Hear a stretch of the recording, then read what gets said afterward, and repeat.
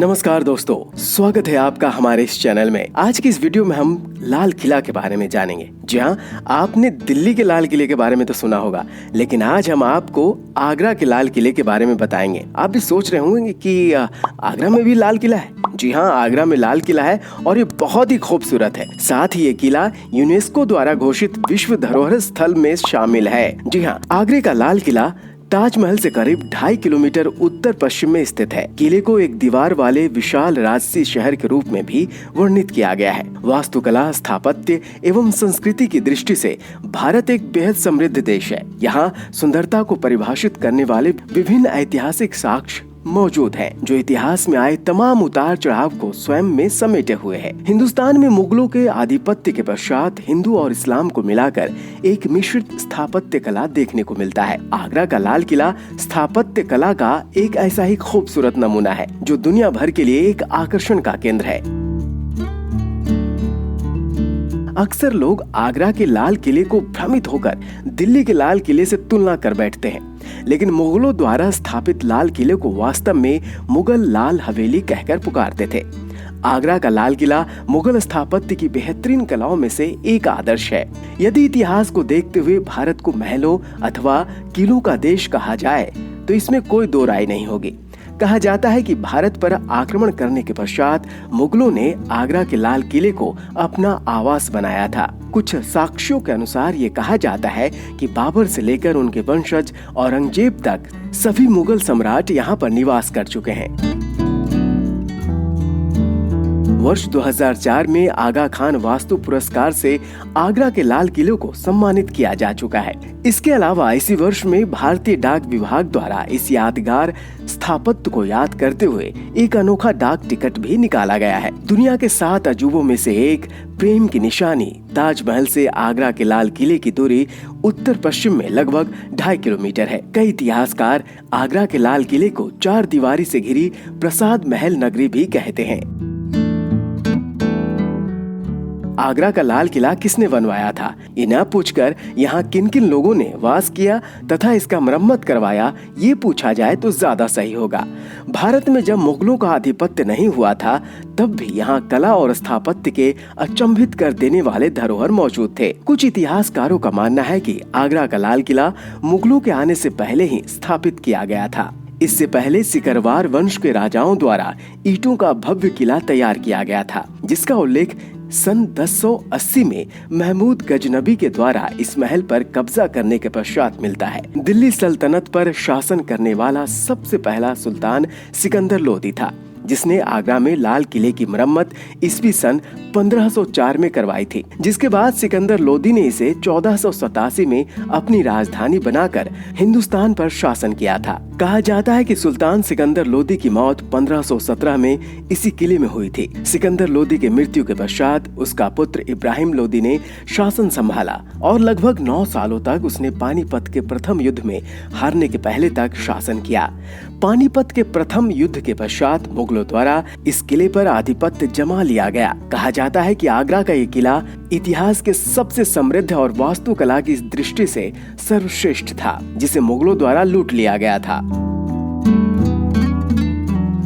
इसके अपार खजाने के भंडार में एक कोहिनूर नाम का हीरा भी था, जो आज भी प्रसिद्धि में बना रहता है। इब्राहिम लोदी के मारे जाने के बाद बाबर ने उसकी जगह ले ली।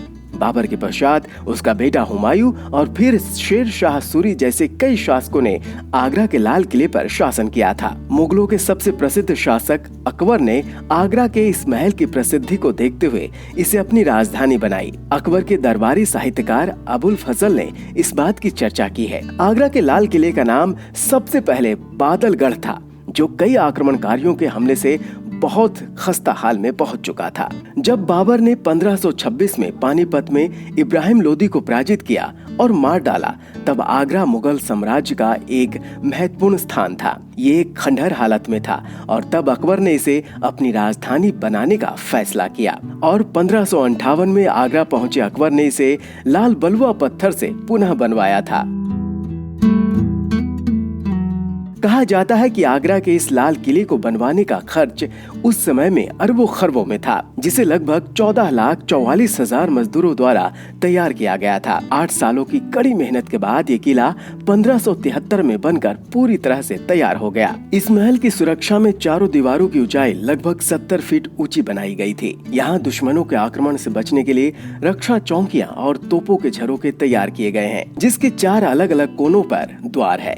इस महल का खिजड़ी नामक द्वार इकलौता ऐसा मार्ग था जो सीधे नदी की तरफ खुलता था। इसके साथ ही ग्वालियर गेट और दिल्ली गेट भी बहुत प्रख्यात लाल किले का हिस्सा है। आगरा के लाल किले का सबसे प्रमुख और खूबसूरत द्वार दिल्ली गेट है, जो अंदर से बेहद भव्यतम है। इसे अन्य शब्दों में हाथी पोल भी कहा जाता है, क्योंकि यहाँ मुख्य रूप से हाथियों की मूर्तियाँ और रक्षकों की प्रतिमाएं निर्मित हैं। आगरा के लाल किले की बनावट इतनी सुंदर तरीके से संपन्न की गई है कि इसकी खूबसूरती की वजह से इसे यूनेस्को धरोहर में शामिल किया गया है। इस महल में शाही बुर्ज, रंग महल, नौबत खाना, नगीना मस्जिद, मुसम्मन बुर्ज, शीश महल, मछली भवन, खास महल, स्वर्ण मंडप, जहांगीर मंडल इत्यादि इसके अभिन्न अंग हैं। आइए अब आगरा के लाल किले की सुंदर संरचना के बारे में जान लेते हैं। शीश महल शाब्दिक रूप से कांच का महल अर्थात दीवारों पर छोटे दर्पण की सजावट है, अर्थात ये शाही छोटे जड़ाऊ दर्पणों से सुसज्जित राजसी वस्त्र बदलने का कमरा था। दीवाने आम इसमें मयूर सिंहासन या तख्ते हाउस स्थापित था। इसका प्रयोग आम जनता से बात करने और उनकी फरियाद सुनने के लिए होता था।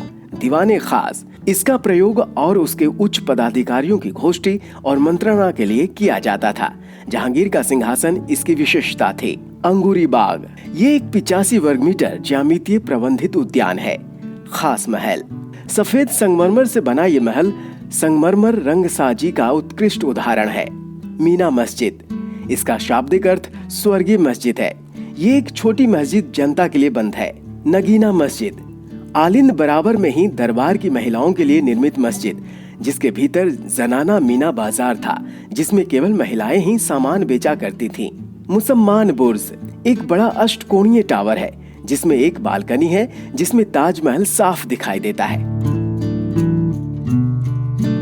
तो दोस्तों देखा आपने, आगरा का लाल किला अपने आप में अद्भुत है।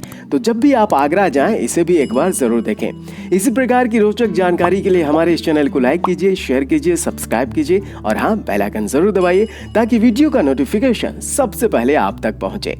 नमस्कार।